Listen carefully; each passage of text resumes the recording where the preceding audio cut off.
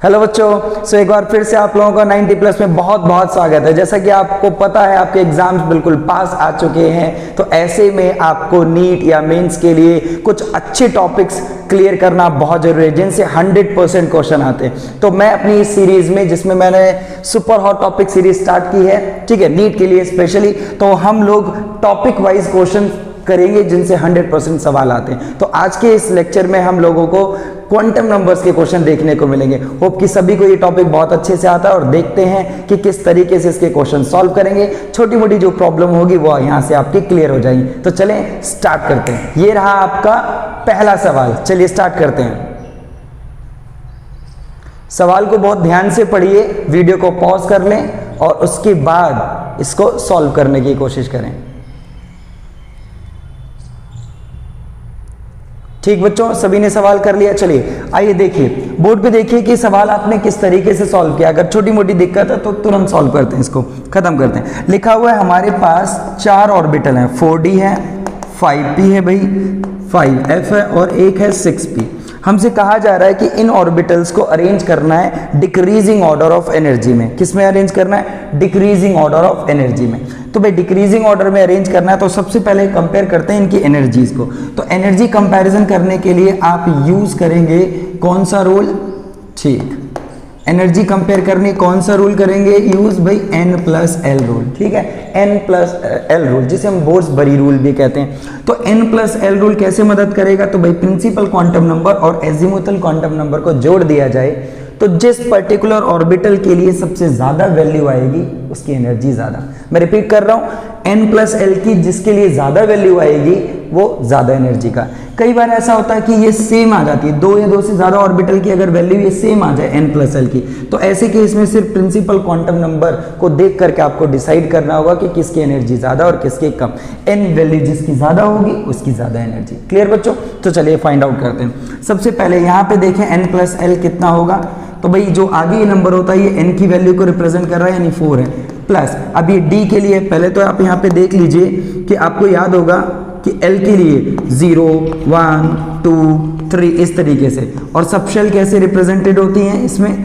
जब l की value 0 तो s, p, d और f इस तरीके से आगे ये चलता है। ठीक है, तो d के लिए आप देखें l की क्या वैल्यू रहेगी? l की वैल्यू क्या रहेगी भाई? d के लिए चेक करना था, ये रहा, तो d के लिए रहेगी 2, तो यहाँ लिखना है 2 और ओवरऑल आएगा 6। ठीक है, नेक्स्ट वन पे आते हैं। तो ये रहेगा 5 और ये रहेगा 1, क्योंकि l की जो है p के लिए वैल्यू कितनी है? 1 है। ठीक है बच्चों, 6 हो गया। इस वाले के लिए देखेंगे तो 5 प्लस f के लिए चेक करें तो आपका 3, ये आपको ध्यान रखना होगा, तो 8 हो जाएगा। और ये आपका p के लिए 1 है तो ये आपका 7 हो जाएगा। अब इस चीज को ध्यान से देखें तो इनमें सबसे ज्यादा एनर्जी किसकी है? बिल्कुल जिसके लिए n+l की वैल्यू ज्यादा है, तो 5f आएगा। क्या आएगा? 5f आएगा। ठीक है, उसके बाद देखा जाए तो एनर्जी किसकी आएगी? 6p की आएगी। ठीक है, तो ये रही 6p की वैल्यू। क्लियर बच्चों? अब देखा जाए तो इन दोनों के लिए n+l सेम आ रहा है, तो अब आपको क्या करना है? n की वैल्यू देखनी। तो n की वैल्यू देखो किसके लिए ज्यादा है? 4 ये d के लिए थी और 5, यानी कि 5p जिसके लिए ज्यादा वैल्यू होगी उसकी वैल्यू मतलब उसकी एनर्जी ज्यादा होगी। ठीक है, n की वैल्यू, और लास्ट में आएगी 4d।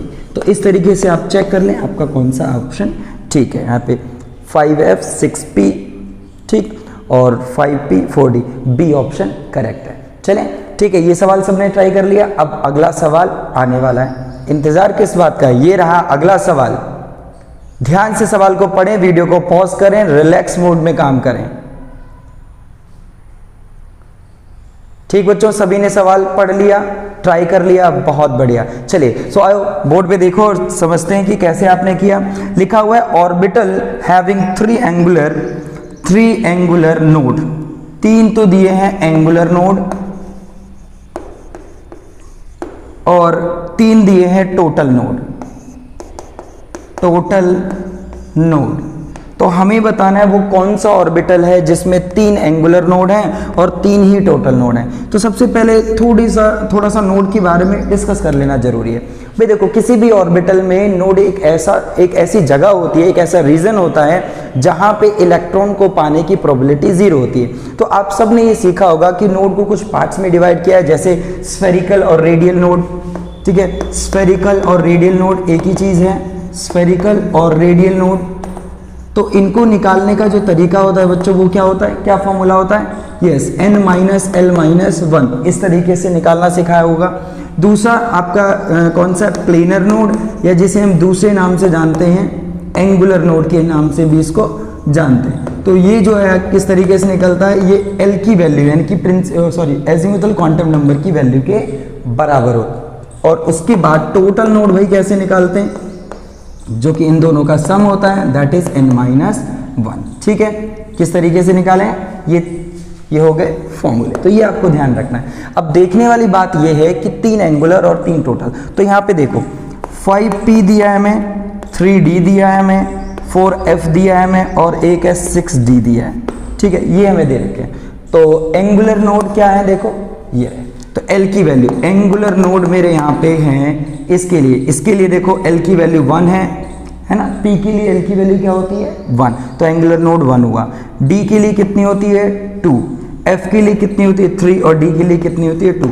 अब आप यहाँ से चेक कर सकते हैं कि सवाल के अकॉर्डिंग आप देखें तो एंगुलर नोड 3 जो है आपका इस वाले केस में आ रहा है। इसके अलावा टोटल भी वेरीफाई कर लेते हैं। टोटल नोड की संख्या टोटल n माइनस 1, तो n की वैल्यू तो ये है, तो ये जाएगा आपका 4 n माइनस 1, देखो वहां पे लिखा है ना n माइनस 1 4। अब इसके लिए n माइनस 1 कितना होगा, तो 3 में से 1 गया तो फिर 2 बचेंगे, 4 में से 1 गया तो 3 बचेंगे और 6 में से 1 गया तो 5 बचेंगे। तो इस बेसिस पे देखा जाए तो ये वाला ऑर्बिटल है जिसके लिए दोनों कंडीशन सेटिस्फाइड है, मतलब 4f पे आप लॉक कर दें, 4f पे ताला लगा दें, मतलब सी ऑप्शन इसका करेक्ट है। ठीक है बच्चों, चलिए ये रहा आपका नेक्स्ट क्वेश्चन देखो कितना बढ़िया है। थोड़ा टाइम लगेगा आपको पढ़ने में, वीडियो को पॉज करें, आराम से हर एक स्टेटमेंट को पढ़ो।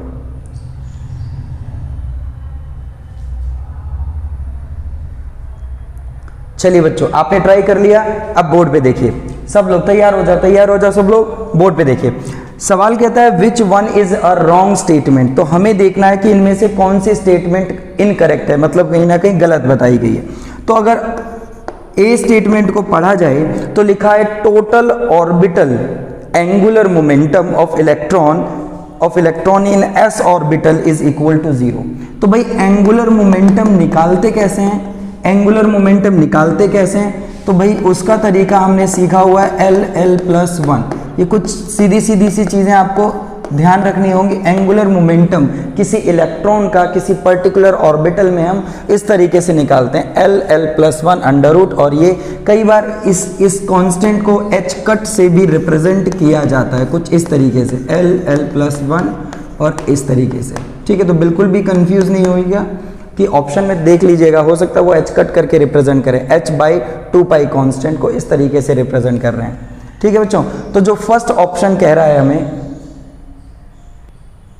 हाँ बच्चों, तो सवाल कह रहा है कि भाई एस ऑर्बिटल का एंगुलर मोमेंटम 0 आ रहा है। तो बिल्कुल ठीक है, कोई भी एस ऑर्बिटल उठा लो आप, जैसे 2s हो गया या 1s हो गया, तो इनमें क्या होता है, L की वैल्यू 0 होती है। ठीक है, एस ऑर्बिटल, कोई भी एस ऑर्बिटल हो भाई, L की वैल्यू 0 होगी, और अगर L की वैल्यू 0 होगी तो आपका एंगुलर मोमेंटम जो है वो 0 आएगा। तो इसमें बिल्कुल सही स्टेटमेंट है, यानी कि जो ऑप्शन ए जो दे रखा है बच्चों वो बिल्कुल ठीक दे रखा है, हमें इनकरेक्ट ढूंढना है। ठीक है, सो ऑप्शन बी क्या कहता है, देखो N orbital is designated by 3 quantum numbers while an electron in an atom is designated by 4 quantum number. तो किसी भी ऑर्बिटल के मेन शेल या उसके सभी पार्ट्स को डिफाइन करने के लिए कहीं ना कहीं हमें 3 क्वांटम नंबर की जरूरत पड़ती है। भाई जैसे कि अगर मैं कोई एग्जांपल दूं, लेट से कि 2s ऑर्बिटल है मान लीजिए, अब इसको जस्टिफाई करने के लिए हमें प्रिंसिपल क्वांटम नंबर की जरूरत है, हमें एजीमुथल क्वांटम नंबर की जरूरत है, और हमें कहीं ना कहीं मैग्नेटिक क्वांटम नंबर की जरूरत पड़ती है। ठीक है, किसी ऑर्बिटल को जस्टिफाई करने के लिए। लेकिन उसके अंदर कोई इलेक्ट्रॉन अगर है, ठीक है, तो इलेक्ट्रॉन के लिए, इलेक्ट्रॉन को डिफाइन करने के लिए, क्योंकि इलेक्ट्रॉन की स्पिन डिफाइन करनी है, तो कहीं ना कहीं n की जरूरत है, L की जरूरत है, m की, और इसमें एक एक्स्ट्रा है दैट इज ms, जिसे हम लोग स्पिन क्वांटम नंबर भी कहते हैं, इसकी जरूरत पड़ती है। तो कहीं ना कहीं इलेक्ट्रॉन को जस्टिफाई करने के लिए, इलेक्ट्रॉन्स को जस्टिफाई करने के लिए 4 क्वांटम नंबर की जरूरत है, और किसी ऑर्बिटल की पूरी डिटेल देने के लिए हमें सिर्फ 3 क्वांटम नंबर की जरूरत पड़ती है। इसका मतलब हुआ कि बी ऑप्शन भी इन्होंने बिल्कुल ठीक तरीके से एक्सप्लेन किया है और डिफाइन किया हुआ है। अच्छा, उसके बाद अगर मैं सी ऑप्शन की बात करूं तो लिखा हुआ है कि एक इलेक्ट्रॉनिक कॉन्फ़िगरेशन दे रखी है नाइट्रोजन एटम की, तो इसमें चेक करना है कि क्या ये ठीक है या गलत है। सो भाई इलेक्ट्रॉनिक कॉन्फ़िगरेशन तो बिल्कुल ठीक लिखी है, लेकिन जब ऑर्बिटल्स में इलेक्ट्रॉन इन्होंने फिल किए, पी ऑर्बिटल में जब इलेक्ट्रॉन फिल किए, तो यहाँ पे हुन्स रूल को फॉलो करते हुए जो अगला इलेक्ट्रॉन था वो मैक्सिमम मल्टीप्लिसिटी को फॉलो करने के लिए उसी सेम स्पिन में भरना था, ऐसा नहीं करना था। ठीक है, इस तरीके से नहीं फिल करना था, ये आएगा आपका पैरेलल स्पिन में। हाँ, जब सभी ऑर्बिटल्स में एक एक इलेक्ट्रॉन आ जाता उसके बाद हम लोग पेयरिंग करना चालू करते, वो भी एंटी क्लॉकवाइज। तो यहाँ पे ये वाली गलती है, इसमें कमी देखने को मिली, तो सी ऑप्शन यहाँ पे रॉन्ग हुआ। और लास्ट वन जो है आपका, the value of m for dz² is 0। Of course जो dz² है ना, dz², इसके लिए जो आपकी मैग्नेटिक क्वांटम नंबर की वैल्यू है वो 0 है। हालांकि मैं सारी वैल्यूज लिख के यहाँ पे दिखा देता हूँ, इससे क्या होगा कि आप लोगों को आगे आने वाले क्वेश्चंस में आसानी मिल जाएगी। ठीक है, तो इसके लिए ml की वैल्यू +2 होती है, xy के लिए dxy के लिए -2 होती है, ml की वैल्यू लिख रहा हूँ। ठीक है बच्चों, और xy के लिए आपकी ये वैल्यू जो होती है, सॉरी xy नहीं, xy तो हो चुका है, zx बचा हुआ है आपका +1 और zy बचा हुआ है -1। ठीक है, xy yz और zx। ठीक, तो ये रहे आपकी कुछ क्वांटम नंबर्स ml यानी कि मैग्नेटिक क्वांटम नंबर की वैल्यू। तो इसका मतलब डी ऑप्शन जो है जिसमें dz² के लिए बोला है वो बिल्कुल ठीक बोला हुआ है, तो इसका ऑप्शन आएगा सी, इस सवाल का ऑप्शन। ये रहा आपका अगला सवाल, कुछ ही सेकेंड्स में क्वेश्चन आपका ये हो जाएगा। कीजिए ट्राई, फटाफट ट्राई कीजिए। चलिए, सबने ट्राई कर लिया होगा। ठीक, तो अगर सभी ने ट्राई कर लिया तो बोर्ड पे देखिए, how many electrons can fit in the orbital for which. आपको बताना है कि दिए हुए क्वांटम नंबर से बना हुआ ऑर्बिटल, मतलब एक ऐसा ऑर्बिटल जिनके क्वांटम नंबर ये 2 दे रखे हैं हमें। ठीक है, तो उस ऑर्बिटल में मैक्सिमम इलेक्ट्रॉन्स कितने आ सकते हैं। तो सबसे पहले देख लीजिए कि कौन सा ऑर्बिटल बनने वाला है। सो देखो यहाँ पे आपका ये 3 और L की वैल्यू 1 किसके लिए होते हैं, P के लिए, तो ये बन रहा है 3p। अब 3p के लिए अगर 3p में देखा जाए तो कितने ऑर्बिटल बनते हैं भाई, 3 बनेंगे, है ना, पता है आपको। 3p में 3px, 3py और 3pz, तो 3 ऑर्बिटल कहीं ना कहीं इसमें है। तो 2-2 इलेक्ट्रॉन अगर हम फिल करते हैं तो टोटल आपको समझ आ गया होगा कि मैक्सिमम 6 इलेक्ट्रॉन्स ही ये कैरी कर सकता है। तो ऑप्शन देख लीजिए और अगले सवाल पे जल्दी से मूव कर लीजिए, ऑप्शन है बी। चलिए, ये रहा आपका नेक्स्ट क्वेश्चन, फटाफट ट्राई कीजिए, बहुत ही अच्छा सवाल है, ध्यान से ट्राई कीजिए, बहुत अच्छा कॉन्फिडेंस आएगा आपको। इस तरीके के सवाल करने पे आपको पता लगेगा कि बहुत टाइम नहीं लगेगा। ठीक है, चलिए तो स्टार्ट कर रहा हूं मैं अब आगे। लिखा हुआ है, which of the following pairs of D orbitals will have electron density along the axis. तो सबसे पहले आप सब इस टाइप के सवाल के लिए सभी शेप्स आपको पता होनी चाहिए, सभी ऑर्बिटल्स की शेप आप जरूर ध्यान रखें। जैसे एस ऑर्बिटल की शेप हम सबको पता होती है कि हम लोगों को स्फेरिकल सिखाई जाती है। ठीक है, नॉन डायरेक्शनल स्फेरिकल। अच्छा, पी ऑर्बिटल में एक्स हो, वाई हो या जेड, इन सभी की जो शेप होती है डंबल शेप होती है, साथ ही साथ अलोंग द एक्सिस होती है। मैं पी के लिए आपको बता रहा हूँ। ठीक है, इस तरीके से आपको बनानी है, ये along the axis.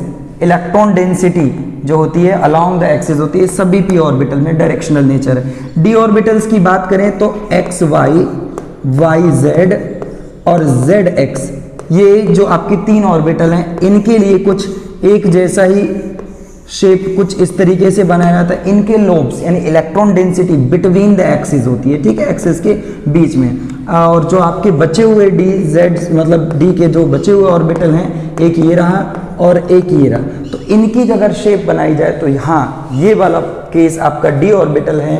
D orbital में जिनमें लोब्स कैसे होते हैं, यानी कि electron density along the axis होती है। क्लियर बच्चों। और इस वाले की शेप कुछ आपने इस तरीके से पढ़ी होगी, बीच में ये सर्कुलर रिंग होती है।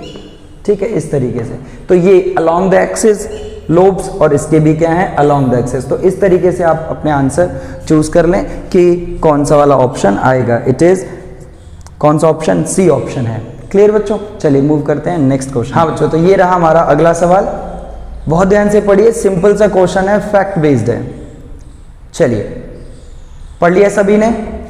चलिए क्वेश्चन अगर सभी ने पढ़ लिया तो चलिए बोर्ड पे देखिए, 2 electrons occupy the same orbital are distinguished by, मतलब अगर मान लीजिए कि कोई एक ऑर्बिटल है, लेट्स से कोई भी आप कंसीडर कर सकते हैं 1s या 2s 2p कोई भी, तो मान लीजिए मैंने यहाँ पे 2s ऑर्बिटल माना और इसमें 2 इलेक्ट्रॉन प्रेजेंट है, एक क्लॉकवाइज स्पिन के साथ और एक एंटी क्लॉकवाइज। तो ये मान लो मेरा पहला इलेक्ट्रॉन है और ये मान लो मेरा दूसरा इलेक्ट्रॉन है, ठीक है। तो इस पहले इलेक्ट्रॉन के लिए प्रिंसिपल क्वांटम नंबर की वैल्यू 2 आएगी, दूसरे इलेक्ट्रॉन के लिए भी प्रिंसिपल क्वांटम नंबर की वैल्यू 2 आएगी। अब बात करते हैं एजीमुथल क्वांटम नंबर। अब एजीमुथल क्वांटम नंबर s के लिए होता है 0। अब एजीमुथल क्वांटम नंबर मतलब दूसरा इलेक्ट्रॉन भी 2s के अंदर है तो उसके लिए भी क्या होगा 0, क्योंकि वो दोनों इलेक्ट्रॉन सेम ऑर्बिटल में। साथ ही साथ जब L 0 है तो मैग्नेटिक क्वांटम नंबर की वैल्यू आपको याद होगी -L से +L तक होती है, मतलब कहीं ना कहीं इसकी वैल्यू ऊपर वाले पे डिपेंडेंट है तो ये भी 0 आएगा और यहाँ पे भी 0 आएगा। तो आप समझ चुके हैं कि पहले 3 क्वांटम नंबर तो दोनों इलेक्ट्रॉन के लिए सेम है, तो कहीं ना कहीं बचता है स्पिन क्वांटम नंबर, तो पहले वाले के लिए +12 और दूसरे वाले के लिए जो वैल्यू है वो -12। तो आप खुद देख लीजिए कि कौन सा क्वांटम नंबर इन दोनों के बीच अंतर क्रिएट कर रहा है, डिस्टिंग्विश कर रहा है। It is spin quantum number. कौन सा है? Spin quantum number. ऑप्शन कौन सा आएगा इसमें? बी ऑप्शन आपका करेक्ट है। तो ये रहा हमारा अगला सवाल, और देखिए सवाल कितना प्यारा है, अभी जो पीछे मैंने आपको फैक्ट बताया उसी पे बेस्ड है, ठीक है। तो ध्यान से पढ़िएगा क्वेश्चन को और अपना आंसर चूज करें। चलिए सभी ने क्वेश्चन पढ़ लिया। लिखा हुआ है the angular momentum of electron in D orbital. भाई डी ऑर्बिटल के अंदर एंगुलर मोमेंटम बताना है, तो कोई भी डी ऑर्बिटल हो सकता है, वो कोई भी डी ऑर्बिटल 3d हो सकता है, 4d हो सकता है, ठीक है, या 5d हो, तो कोई भी डी ऑर्बिटल हो। L की वैल्यू कितनी होती है डी के लिए? 2 वैल्यू होती है। तो बस एंगुलर मोमेंटम का फॉर्मूला क्या होता है? √L+1, ठीक है। ये h/2π लिखा हो सकता है, या मैंने इसकी जगह आपको क्या बताया, ये h कट भी हो सकता है, रिप्रेजेंटेशन अलग हो सकती है इसी की। तो L की वैल्यू 2 है तो ये आपका कितना आएगा, यहाँ पे 3 हो जाएगा, 3 और 2 आगे रहेगा तो ये 6 हो जाएगा। तो आप देख लीजिए कि कौन सा आंसर है, ठीक है, चेक कर ले। तो सी ऑप्शन आपका है और अगले सवाल पे चलते हैं। ये रहा बच्चों आपका नेक्स्ट सवाल, बहुत ही प्यारा क्वेश्चन है, ध्यान से पढ़िए और आपको बहुत अच्छा कॉन्फिडेंस आएगा इस टॉपिक में। ठीक बच्चों, सभी ने क्वेश्चन पढ़ लिया, चलिए आइए सीखते हैं। क्वेश्चन सीखिए, मतलब क्वेश्चन कैसे अटेम्प्ट करना है। देखिए लिखा है what is the maximum number of electron. इस टाइप के सवाल बहुत कॉमन होते हैं, ठीक है। Maximum number of electrons can be associated with the following set of quantum number. हमें जो है क्वांटम नंबर्स का एक सेट प्रोवाइड कर रखा है जिसमें कुछ ये वैल्यूज दे रखी हैं, ध्यान से देखिएगा, ठीक है। तो प्रिंसिपल क्वांटम नंबर 3 है, L की वैल्यू 1 है और जो आपका मैग्नेटिक क्वांटम नंबर वो -1 है। तो सबसे पहले देखने वाली बात ये है कि ये 3 दे रखा है, L1 किसके लिए होता है? L की वैल्यू 1p के लिए होती है, तो लगा दिया p, बन गया 3p।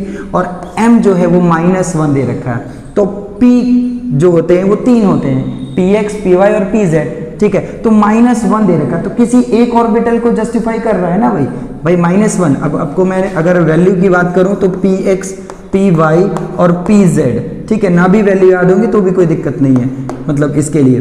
तो px की वैल्यू जो होती है ml की वो +1 होती है, इसके लिए आपकी -1 होती है और इसके लिए आपकी 0 होती है। तो इन केस पूछ ले कि भाई कौन सा ऑर्बिटल है, तो ये 3py है। लेकिन अभी अगर इस सवाल की बात करें तो कोई एक सिंगल ऑर्बिटल, क्योंकि जो आपका मैग्नेटिक क्वांटम नंबर की वैल्यू वो किसी एक ऑर्बिटल को जस्टिफाई कर रही है। तो आप समझ लीजिए एक ऑर्बिटल है, सिंगल ऑर्बिटल बन गया ये। अब सिंगल एक ऑर्बिटल में मैक्सिमम कितने इलेक्ट्रॉन होते हैं? मैक्सिमम 2 इलेक्ट्रॉन ही तो किसी एक ऑर्बिटल में आते हैं। तो आपका ऑप्शन चूज कर लिए, बी ऑप्शन इसका सही आंसर। ये रहा बच्चों आपका बहुत अच्छा सा सवाल, बहुत मजा आएगा सवाल करने में। पढ़िए ध्यान से, वीडियो को पॉज करें, बहुत अच्छे से क्वेश्चन को ट्राई करें। चलिए सभी ने ट्राई कर लिया, चलिए बढ़ते हैं आगे। देखो सवाल में क्या लिखा हुआ है, सवाल में लिखा हुआ है कि आपको 4 सेट क्वांटम नंबर के 4 ऑप्शन के रूप में दे रखे हैं। अब आपको बताना है इनमें से कौन सा सही सेट रिप्रेजेंट नहीं किया गया किसी इलेक्ट्रॉन के लिए, मतलब किसी पर्टिकुलर इलेक्ट्रॉन के लिए कौन सा सेट ठीक नहीं है। तो देखा जाए तो सबसे पहले मैं आपको वैल्यूज के बारे में बता देता हूँ कि जो आपका प्रिंसिपल क्वांटम नंबर होता है इसकी वैल्यूज होती है 1 2 3 इस तरीके से आपकी कंप्लीट नंबर्स में होती हैं, जीरो के अलावा। ठीक, मतलब n की वैल्यू सिर्फ जीरो नहीं हो सकती, बाकी 1 2 3 4 5 इस तरीके से चलेगा। और एजीमुथल क्वांटम नंबर की वैल्यू क्या होती है बच्चों, जीरो से लेकर के n-1 तक लाई करते हैं इस बीच में, यानी कि जीरो से लेकर के n-1 तक की रेंज में हो सकती हैं। साथ ही साथ यहाँ पे मैं आपको इन्फॉर्मेशन दूँ तो L की वैल्यू हमेशा n से छोटी ही रहेगी, कभी भी बड़ी और बराबर पॉसिबल नहीं है। ठीक है, ये L की वैल्यू कभी भी बड़ी और बराबर पॉसिबल नहीं, मतलब ये वाला केस कभी भी ठीक नहीं आएगा। ठीक है, L की वैल्यू छोटी हो सकती है बट कभी भी इक्वल और ग्रेटर नहीं हो सकती n की वैल्यू से, प्रिंसिपल क्वांटम नंबर। और मैग्नेटिक क्वांटम नंबर की बात करें तो -L से +L तक फाइनल रहेगा। ठीक है, जो भी L की वैल्यू है वो माइनस और मैक्सिमम प्लस तक की रेंज में लाई करेगी और यहाँ तक हो सकता है। इसके अलावा अगर हम लास्ट स्पिन क्वांटम नंबर की बात करें तो इसकी दो ही वैल्यू पॉसिबल, इसके अलावा कोई और परमिटेड नहीं है। ठीक है, +12 और -12। अब हम ऑप्शन देखते हैं और क्या दिया हुआ है कि इसमें कौन सा वाला ऑप्शन इनकरेक्ट है वो चेक करना है। तो भाई देखो, पहले वाले केस में n की वैल्यू 5 है, चलो बढ़िया है। L की वैल्यू 3 है, कम हो सकती है, पॉसिबल है। m की वैल्यू 0 है, पॉसिबल है क्योंकि -3 से +3 तक है तो उस बीच में 0 तो आता है। तो s की वैल्यू +12, ये भी ठीक है। तो पहला ऑप्शन तो परमिटेड है।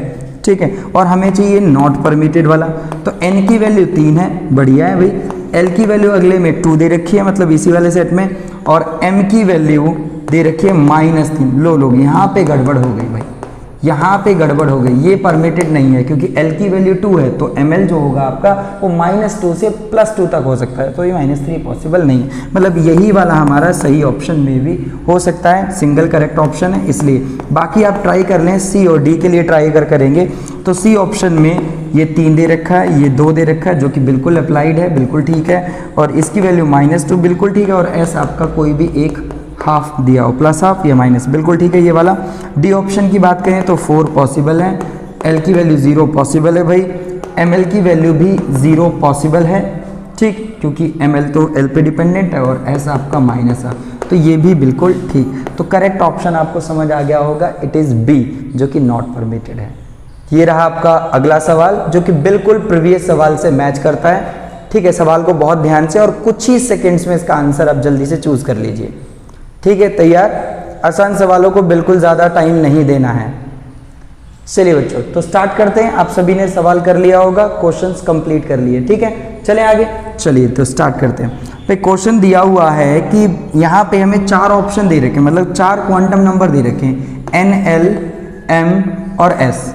ठीक है, और इन सब की वैल्यूज़ दे रखी हैं, वो भी 5 वैल्यूज़ दे रखी हैं। ठीक है, 5 सेट दे रखे हैं एक्चुअली, और देखा जाए तो इनमें से कौन सा क्वांटम नंबर पॉसिबल नहीं है, मतलब कौन सा सेट पॉसिबल नहीं है। ठीक, तो देखा जाए तो पहले चेक करते हैं। तो पहले में 0 दे रखा है, ये 3 दे रखा है, 0 0 और +12। तो आप देखेंगे तो भाई 3 पॉसिबल है, मतलब 3 के लिए देखा जाए तो 0 पॉसिबल है, ये 0 पॉसिबल, मतलब पहला वाला तो बिल्कुल ठीक है, परमिटेड है। दूसरा सेट देखा जाए एक बार, दूसरा सेट देखो तो भाई यहाँ से आपको समझ आ गया होगा कि दूसरा सेट परमिटेड नहीं है, कभी भी n और l की वैल्यू बराबर नहीं हो सकती। ठीक है, तीसरे सेट की अगर हम बात करें, थर्ड वन, तो ये दे रखा है 4, ये दे रखा है 3, ये दे रखा है -2 और ये -8, तो ये सारी वैल्यूज पॉसिबल हैं। ठीक है, ये 4, ये 3 है, तो 3 से छोटा आपका ml हो सकता है। ठीक है, और बाकी आपका ये भी ठीक है लास्ट वाला। यानी कि फोर्थ एग्जाम्पल की बात करें तो 1 0 -1। ठीक भाई, यहाँ पे हो गई गड़बड़। क्या गड़बड़ हो गई देखिए, फिर से यहाँ गड़बड़ देखिए। अगर आपका L की वैल्यू 0 है तो ML तो जो है वो -0 से +0, कहने का मतलब 0 ही रहेगा, तो ये -12 कैसे आ गया, ये गड़बड़ हो गया यहाँ पे। फिफ्थ की बात करें अगर हम तो 3 2 और ये 3 और ये +12, तो भाई यहाँ पे फिर से गड़बड़ हो गई भाई, फिर से गड़बड़ हो गई। ये देखिए बड़ा कैसे हो सकता है, मैग्नेटिक क्वांटम नंबर L से तो कभी बड़ा होगा ही नहीं, क्योंकि इसकी वैल्यू तो -L से +L तक होती है। क्लियर बच्चों? तो यहाँ पे ये देखो आपका सेकंड, फोर्थ और फिफ्थ, ये देख लीजिए कहाँ दे रखे हैं, वही आपका ऑप्शन ठीक आएगा। ठीक है, तो इसमें सेकंड देना है, सेकंड, फोर्थ और फिफ्थ, किस में है सेकंड, फोर्थ और फिफ्थ? ये बी ऑप्शन है। ठीक है बच्चों, बी ऑप्शन चूज कर लिया होगा आपने, वेरी गुड। चलते हैं अगले। ये रहा बच्चों आपका अगला सवाल, बहुत ही बेहतरीन क्वेश्चन है, ध्यान से पढ़ें सवाल को।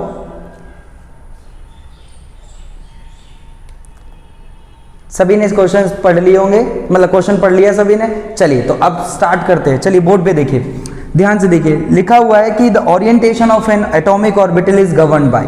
अब भाई आपको यहाँ पे एक चीज पता होनी चाहिए, हर एक क्वांटम नंबर जो आपने पढ़ा है उसका काम क्या है, वो क्या बताता है, इसके बारे में आपको जरूर पता होना चाहिए। ठीक है, कि उसका वहां पे रोल क्या है। ठीक, बाकी एप्लीकेशंस भी हैं सबकी अपनी अपनी। तो जैसा कि आपको पता है कि जो प्रिंसिपल क्वांटम नंबर है ये किस चीज की इंफॉर्मेशन देता है, ये स्पेक्ट्रल लाइंस, जो मेन स्पेक्ट्रल लाइंस होती हैं, जो हाइड्रोजन लाइन स्पेक्टर की मेन लाइंस होती हैं, उनको जस्टिफाई करता है, उनको जस्टिफाई करता है, यानी कि उनके बारे में इंफॉर्मेशन देता है। ये जो होता है, जो स्प्लिटिंग, जो लाइन स्प्लिट हो जाती हैं, यानी कि फाइन लाइंस की इंफॉर्मेशन देता है। लाइंस जब स्प्लिट हो जाती है, जैसे मान लीजिए ये मेन लाइंस हैं और यहाँ पे वो जो मेन लाइंस हैं उनके क्या हो जाते हैं, डिवीजन हो जाते हैं, मतलब वो मेन लाइन क्या हो जाती हैं, डिवाइड हो जाती हैं, डबलेट या फिर ट्रिपलेट में क्या हो जाती हैं, टूट जाती है। तो ये फाइन लाइंस जो होती हैं, जो आपने ज़ीमान इफेक्ट और स्टार्क इफेक्ट पढ़ा होगा, उस के बारे में मैं आपको यहाँ पे बता रहा हूँ। तो कहीं ना कहीं ये फाइन लाइंस के बारे में बताता है और ये आपका मेन लाइंस ऑफ स्पेक्ट्रम, ठीक है, हाइड्रोजन स्पेक्ट्रम के बारे में बताता है। और ये जो होता है आपका कहीं ना कहीं ये ओरिएंटेशन बताता है, ऑर्बिटल्स की ओरिएंटेशन। ठीक है, यहाँ पे ये क्या बताता है, ऑर्बिटल्स की ओरिएंटेशन, अरेंजमेंट कह सकते हैं, और ये स्पिन बताता है। हालांकि इनकी फर्दर एप्लीकेशंस हैं। ठीक है, फर्दर एप्लीकेशंस में अगर मैं बताऊँ आपको तो principal quantum number, radius of main, मतलब जो आपकी सब शेल होती है, सॉरी मेन शेल होती है, उसकी रेडियस जस्टिफाई करने में काम आता है। एनर्जी बताने में काम आता है। मैक्सिमम इलेक्ट्रॉन जो शेल में कितने हैं, 2n², उसको भी बताता है। और इसकी बात करें तो एंगुलर मोमेंटम को जस्टिफाई करता है। इसकी बात करें तो आपको मैंने इसकी अभी एप्लीकेशन बताई, जो इसका मेन फंक्शन था कहीं ना कहीं ओरिएंटेशन बताता है, और ये स्पिन ऑफ इलेक्ट्रॉन को। तो आपका सवाल यहाँ पे अब हो गया होगा पूरा। ओरिएंटेशन आपको बताता है मैग्नेटिक क्वांटम नंबर। क्लियर है बच्चों? सभी की एक मेन एप्लीकेशन आपको जरूर पता होनी चाहिए कि भाई उनका क्या काम है, वो किस लिए हमने पढ़े हैं। ठीक है, चलो अगले सवाल पे चलते हैं। ये रहा बच्चों आपका अगला सवाल। देखिए कुछ ही सेकंड्स में आंसर आ जाएगा इसका, जल्दी से निकाल लिया आप सबने आंसर। चलिए आइए देखिए, अब लिखा हुआ है कि भाई एजीमुथल क्वांटम नंबर की वैल्यू 3 दे रखी है और हमसे पूछा the maximum number of electrons. तो ऐसा कोई भी ऑर्बिटल या फिर ऐसे सबशेल जिनमें L की वैल्यू 3 दे रखी है, उसमें इलेक्ट्रॉन की संख्या बतानी है। तो जरा आपको सबको पता होगा कि L अगर 0 होता है तो S को रिप्रेजेंट करता है, 1 होता है तो P को रिप्रेजेंट करता है, अगर 2 होता है तो D को रिप्रेजेंट करता है, 3 होता है तो F को, और उसके बाद GH, ऐसे आगे चलता जाएगा। तो L की वैल्यू 3 है, इसका मतलब आप समझ गए कि ये F को रिप्रेजेंट कर रहे हैं, यानी F सबशेल हो गई यहाँ पे, यानी F ऑर्बिटल भी बोल सकते हैं। ठीक, अब इसमें इलेक्ट्रॉन की संख्या बतानी है कि मैक्सिमम कितने इलेक्ट्रॉन कैरी कर सकता है F सबशेल। अब आपको सबको पता है कि भाई इसके लिए आप क्या करें, जब भी कभी किसी सबशेल में इलेक्ट्रॉन निकाल लेना तो उसके लिए सीधा आप ट्रिक यूज कर सकते हैं, ये वाली, maximum number of electrons in a particular subshell is given by this formula. ये फॉर्मूला है, यूज कर सकते हैं आप डायरेक्ट। देखो अब कितना आएगा आपका 2 और ये आपका 3 और ये कितना आ जाएगा 14 आ जाएगा, चेक कर लें। हालांकि आप सबको पता होगा कि F सबशेल में 7 ऑर्बिटल होते हैं, आप डायरेक्ट ऐसे भी कर सकते हैं, 7 ऑर्बिटल होते हैं, एक ऑर्बिटल में 2 इलेक्ट्रॉन आ सकते हैं, मतलब 7 ऑर्बिटल में टोटल 14 इलेक्ट्रॉन आ सकते हैं। ठीक है बच्चों, कुछ जनरल फॉर्मूले में आपको बता देता हूं जो कई बार यूज में आ जाते हैं, मतलब डायरेक्ट ऑप्शन फॉर्मूले पर भी पूछ लेते हैं। तो चलिए देखिए, अगर मान लो किसी मेन शेल में, ये सवाल तो सबका हो गया, 14 के लिए ऑप्शन डी दे रखा है इसमें। ठीक है, मैं आपको एडिशनली बता रहा हूँ, उसे देखिए। तो मान लो किसी पर्टिकुलर शेल के अंदर मैक्सिमम इलेक्ट्रॉन्स अगर हम बताएं, मैक्सिमम इलेक्ट्रॉन, तो आप सबने पढ़ा हुआ है दैट इज 2n²। किससे दिया जाता है 2n²। शेल के अंदर मैक्सिमम इलेक्ट्रॉन की अगर हम बात करें, ठीक है, maximum electron in shell, language ठीक कर लेना, ठीक है, बाकी फॉर्मूला बिल्कुल क्लियर है, 2n²। अच्छा, अगर हम बात करें यहाँ पे maximum orbital in shell, main shell के अंदर मैक्सिमम ऑर्बिटल n स्क्वायर। कितने? n square. अगर मान लो वो आपसे 4th शेल में पूछते हैं या वो 6th शेल में पूछते हैं, सीधा ही आपको स्क्वायर करना, आंसर देना। अच्छा, इसके अलावा हम बात करें अगर maximum number of sub shell, number of sub shell in main shell, किसी मेन शेल में सब शेल की संख्या अगर निकालनी है तो वो n होती है। अगर मान लो वो कहे कि 5th शेल में बताओ कितनी सब शेल, तो 5 ही होंगी। कहे कि 9th शेल में बताओ कितनी सब शेल है, तो 9। जितना नंबर होगा, जौन सी मेन शेल होगी उसी नंबर का आपका उतनी ही आपकी सब शेल होंगी। अगर यहाँ पे आपसे पूछा जाए कि भाई number of maximum electron, number of maximum orbital in sub shell, देखो फॉर्मूला कौन सा है, किसी सब शेल में ऑर्बिटल की संख्या बतानी, ध्यान देना, सब शेल में ऑर्बिटल। और पहला क्या था, ये वाला कौन सा था आपका, कहाँ गया आपका, हाँ ये क्या था, मेन शेल में आप बता रहे थे सब शेल, और ये क्या था, मैक्सिमम ऑर्बिटल मेन शेल में बता रहे थे, है ना। तो इस हिसाब से यहां वाली बात अगर करें तो ये 2l+1 होगा, ऑर्बिटल्स इन सब शेल। और लास्ट जो है वो यही था जो आपको यहां पे मैंने बताया, मैक्सिमम इलेक्ट्रॉन इन सब शेल, मैक्सिमम इलेक्ट्रॉन। तो ऊपर जितने ऑर्बिटल आए उनका डबल करना होता है और आपका काम हो जाता है, ठीक है। वो ऐसे करके भी रिप्रेजेंट कर सकते हैं 4l+2, ठीक है, 4l+2। तो डायरेक्ट फॉर्मूलों से भी कई बार सवाल आ जाता है, कहते हैं कि इनमें से बताओ कौन सा फॉर्मूला इस चीज को रिप्रेजेंट करता है। क्लियर बच्चों, चलिए मूव करते हैं हमारे अगले क्वेश्चन। देखो बच्चों, ये रहा आपका सवाल जो कि अब आप सेकंड्स में कर दोगे, क्योंकि अभी भी जो आपने सीखा उस पे है ये, ठीक है। सभी ने सवाल पढ़ लिया और आंसर भी चूज कर लिया होगा, ठीक है। तो देखिए बच्चों, the maximum number of electrons in a sub shell is given by the expression. तो आप देख लिए, maximum electrons in a sub shell is given bye 2l+1, यानी कि 4l+2। आप चेक कर सकते हैं कि कहाँ पे 4l+2 लिखा है, देख लिया, आंसर बी इज करेक्ट, है ना। ठीक, तो चलिए अगले सवाल पे चलते हैं बच्चों। आपका अगला सवाल, चलिए स्टार्ट करें। इस टाइप के सवाल आपने इजीली कर लिए हैं, अब आपको कोई प्रॉब्लम नहीं आनी चाहिए। चलिए बच्चों, तो देखिए बोर्ड पे लिखा हुआ, the following quantum numbers are possible for how many orbitals. भाई कितने ऑर्बिटल्स के लिए, तो भाई सीधी सी बात है, भाई कितने ऑर्बिटल्स की बात चल रही है तो आप सबको पता है। देखो एक छोटी सी बात बताएं, अगर सिर्फ और सिर्फ इसकी वैल्यू दी जाती, सुनिएगा, अगर सिर्फ इसकी वैल्यू दी जाती तो ऑर्बिटल्स की संख्या होती n², तो इसका मतलब यहाँ पे हो जाते 9 ऑर्बिटल। अब जरा ध्यान दीजिए, अगर इन दोनों की वैल्यू सिर्फ मिलती, ध्यान दीजिए बच्चों, इन दोनों की वैल्यू मिलती तो n की वैल्यू 3 और l की वैल्यू 2, मतलब ये 3d को रिप्रेजेंट करता। और 3d के अंदर आपको पता है कितने ऑर्बिटल आते, 5 ऑर्बिटल आते बच्चों। ये कितने होते हैं यहाँ पे 9। लेकिन बात तो ये चल रही है ना कि सर हमें जो वैल्यू दे रखी है वो ये 3 दे रखी है। बहुत ध्यान से देखिए, इस टाइप के कोई भी सवाल होंगे अब आप इजीली कर पाए।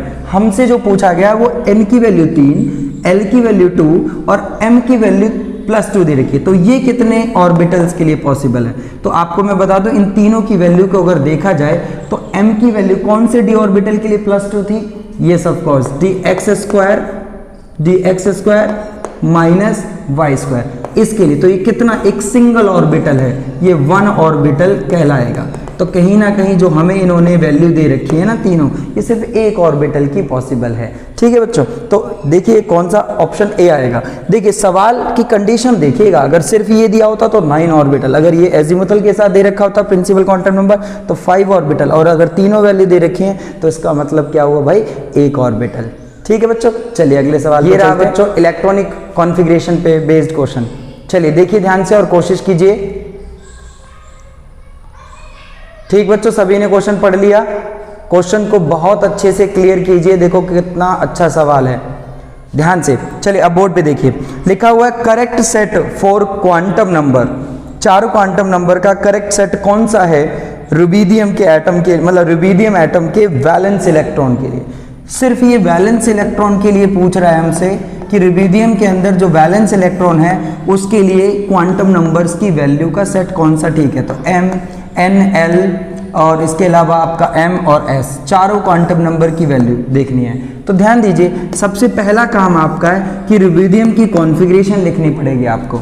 ठीक है, रुबिडियम की कॉन्फ़िगरेशन बच्चों लिखनी पड़ेगी, उसके बाद ये बहुत इजीली हो जाएगा। तो चलिए, या तो आप शॉर्ट कॉन्फ़िगरेशन लिख दें अगर आपको आती है, और नहीं तो आप क्या करें, लॉन्ग कॉन्फ़िगरेशन लिखिए। तो अगर शॉर्ट आती है तो ये आपका कितना हो जाएगा, क्रिप्टन 36 और 5s1, और अगर नहीं आती है तो आप इसकी लॉन्ग कॉन्फ़िगरेशन लिखेंगे 1s2 2s2 2p3, ठीक है। इसके अलावा आपका 2p6 आएगा, सॉरी 2p6, फिर उसके बाद आएगा 3s2 3p6 4s2, ठीक। उसके बाद आपका आएगा 3d10। तो यहाँ तक देखिए ये पूरे 30 इलेक्ट्रॉन भर चुके हैं, और लास्ट में फिर उसके बाद आएगा आपका 4p6 और 5s1। चेक कर ले एक बार, बहुत ध्यान से देख लें कि सभी दोनों पार्ट्स आपके एक जैसे हैं, यानी कि ये रहा वैलेंस इलेक्ट्रॉन और यहाँ पे ये रहा आपका वैलेंस इलेक्ट्रॉन। तो वैलेंस इलेक्ट्रॉन के लिए हमें क्या लिखना था, क्वांटम नंबर की वैल्यू। तो देखो, वैलेंस इलेक्ट्रॉन की अगर मैं बात करूं तो उसकी वैलेंस शेल कौन सी है, 5 है ना। तो ये तो 5 हो गया। L की वैल्यू कितनी हो जाएगी, S के लिए 0 हो गई। जब L 0 है तो M कितना हो जाएगा, वो भी 0 हो जाएगा। और कहीं ना कहीं अगर ऑर्बिटल में सिर्फ एक इलेक्ट्रॉन है तो पक्की बात है, मतलब जो इलेक्ट्रॉन हमने भरा होगा वो +½ स्पिन के साथ भरा होगा, है ना। एक इलेक्ट्रॉन भरा है तो +½ स्पिन के साथ। तो ये सेट आप चेक कर लीजिएगा किसमें दिया हुआ है, और ऑप्शन चूज कर लीजिएगा। ऑप्शन दे रखा है सी ऑप्शन। साथ ही साथ इससे रिलेटेड एक और बात बताऊंगा, कॉन्फ़िगरेशन में ऐसा वैलेंस के साथ साथ मान लो ये भी पूछ सकते थे, ये पूछते हैं डायरेक्टली कि भाई रुबिडियम के 20th इलेक्ट्रॉन 19th इलेक्ट्रॉन का क्वांटम नंबर बताओ। तो जब आप इलेक्ट्रॉनिक कॉन्फ़िगरेशन भर रहे थे तब आप शॉर्ट वाली नहीं कर पाएंगे, मतलब ऐसे केस में आप शॉर्ट वाली कॉन्फ़िगरेशन मत यूज कीजिएगा जब वो ये बताएं कि 16वें इलेक्ट्रॉन के लिए 20वें इलेक्ट्रॉन का चारों सेट ऑफ क्वांटम नंबर बताओ। तो ऐसे में आप क्या करेंगे, लॉन्ग कॉन्फ़िगरेशन लिखें। तो जैसे मान लो 20th के लिए पूछा कि 20वें इलेक्ट्रॉन का सेट ऑफ क्वांटम नंबर दीजिए, तो आप देखेंगे यहां से यहां तक 18, और यहां पे देखेंगे कहीं ना कहीं 19 और 20। तो आप चेक करेंगे कि 19वां ऐसे भरेंगे और 20वां इस तरीके से। तो इसके लिए आपको क्या चाहिए होगा, इसके लिए आप सेट ऑफ क्वांटम नंबर देंगे। ये बात क्लियर आप लोगों को, ठीक बच्चों। तो इस तरीके से अच्छे से इस टाइप के सवाल कीजिएगा और बहुत बहुत आगे बढ़िएगा।